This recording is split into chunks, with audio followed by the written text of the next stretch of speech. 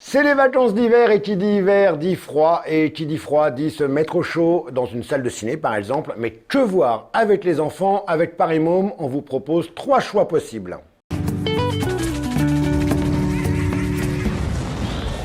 Les voisins de mes voisins sont mes voisins, une histoire complètement folle où un dénommé Trou du Cou, l'occasion pour les bambins d'apprendre ce qu'est une contrepétrie.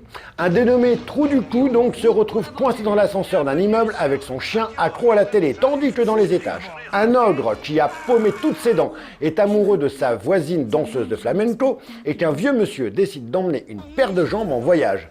La dite paire de jambes appartenant à la femme d'un magicien, qui lui va devenir le chauffeur de Lady Di. Et encore, je vous raconte pas tout, complètement dingue je vous dis.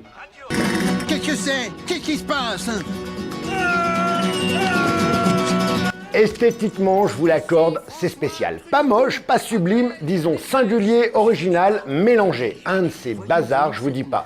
Il y a de la 2D, du collage, de la vidéo, des images d'archives, des gros mots, on cite Godard et le Splendide, un joyeux bordel où chacun y trouvera son bonheur. Oh mais ça va pas crier comme ça. Vous êtes bon à être enfermé, hein. Ça va très loin ça, hein. Le Chêne, encore un film de fou, mais pas devant la caméra, derrière.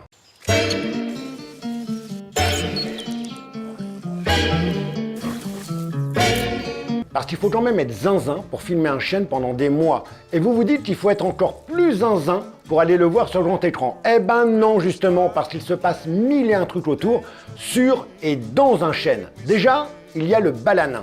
C'est un coléoptère, tout petit, personnage récurrent du film, et vous n'avez pas fini de rire.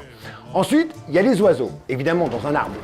Et puis il y a la couleuvre qui veut bouffer les oisillons. Gros suspense. Non mais là je rigole pas.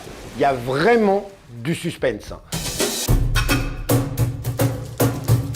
Parce que le Chêne ne se veut pas un documentaire, c'est un pur divertissement scénarisé grâce au montage et à la nature aussi beaucoup, qui va de l'infiniment haut, des rapaces qui coursent les petits volatiles, à l'infiniment bas, des racines qui se ramifient jusqu'à... vous croyez quand même pas que je vais vous raconter la fin?